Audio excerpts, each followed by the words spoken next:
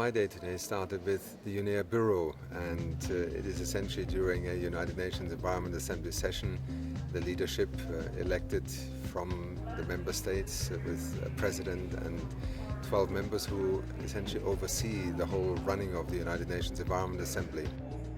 What we see, for instance, in the hall behind me here is the Committee of the Whole working space. This day and tomorrow are really the days when member states are negotiating the draft decisions, when they are reconciling differences and ultimately setting the priorities for the global environmental agenda, but also for UNEP's program of work or the UN system.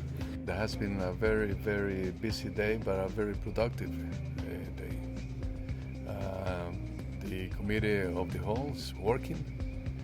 All the resolutions went through, and now we have, instead of 5, as we planned at the beginning, now we have 3 drafting groups, and they are already working on cleaning up the resolutions so that the ministers can see them on Thursday.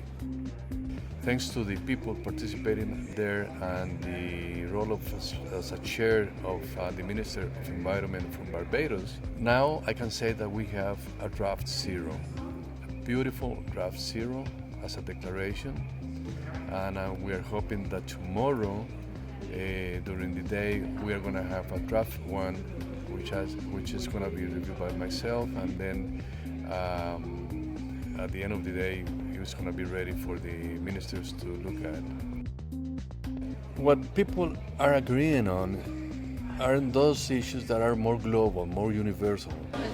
The only one that has consensus at this moment in time has to do with environmental education.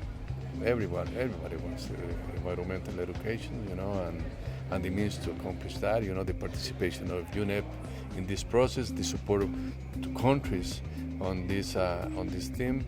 So that's one that everybody agreed on, and what the drafting group, and it's already clean, What is presenting more difficulties are those that are more specific. And UNEA has to do with global and universal issues, not with the specifics, and that is the sort of things that we are trying to get through. But with the wise participation of the chairs and co-chairs, I think they are doing a wonderful job indeed. I mean, I have to recognize that, and we're going to get the homework done. Then the rest of my day was joining different side events. I mean, as with the first day, we see a whole array of green room events, side events taking place across the campus, from the global commons to the oceans to the green economy.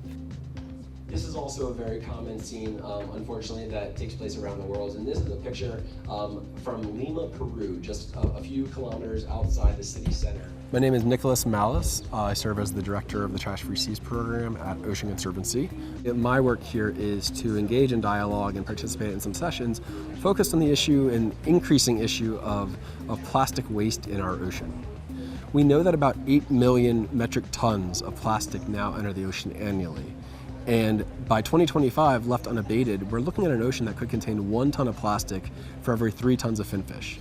And when we consider that our global society of more than 7 billion people, of which about 20 to 30% rely on seafood as their primary source of protein, this is far more than just an aesthetic issue. This is far more than just an issue threatening marine wildlife health, which in and of itself is crucial. It's a potential human health issue and one of global food security. Well, this is a big challenge, but it's not impossible. And we often talk about the 3 R's: reduce, reuse, recycle. I tend to think the solution to ocean plastics is the 3 M's. We need to minimize the amount of plastics waste in the system and that we're using in the first place. We need to better manage plastics that are in the system through improved waste management. And lastly, we need to mitigate the threat of plastics that are on the beaches or in the marine environment through cleanups and other types of extraction efforts. And I truly believe through those 3 M's, that the minimize, manage, and mitigate, we as a global population can address this issue. This is becoming an issue that is on the agenda of every global convening, whether it's about oceans, sustainable development, or urbanization. And so our ocean has a bright future. It's a challenging uphill battle, but we have a bright future, no doubt. But also then at lunchtime the launch of an air quality report. UNEP has just, after 2 years and in response to a UNEA1 decision and mandate, prepared a global review of air quality measures in 193 countries. So let's not just consider the outdoor air, let's consider the indoor. Rural air, intensive farming, food processing is also becoming, we're becoming aware of the carcinogenic properties of some of the others. Well, the center of attention there was on the global commons, a key priority for the global environment facility, but also a challenge for us as a community of nations, because one of the challenges is who looks after our global commons, who takes responsibility, and how do we avoid that free rider principle or exploiting the lack of governance leads to an overexploitation of resources. But in this instance, it was actually the financing dimension that was central, because as in so many sustainable development goals, the big question now is how are we going to finance? Challenges when we talk about the global commons, when we talk about finance, something the financial sector likes least is disruption. The economic, the social and the environmental dimensions are woven together. The image of the triple helix. Economic development in future will depend very much on natural resources, but also the risks that, for example, climate change, natural disasters pose to an economy. In the capital markets, the sovereign bonds, the government bonds is by far the biggest asset class, but that's also the asset class where investors have only recently started to become interested in what the impact of environmental and climate change could be on sovereign creditworthiness. Analogous to how in a financial and banking context a client's rating in terms of risks is assessed, we are now seeing the financial sector also looking at sovereign credit rating. How exposed is a national economy to the risks from natural disasters, to the consequence of climate change, and how does that affect its financial viability when it is borrowing on the world's capital markets or indeed seeking to attract investment in its own economy?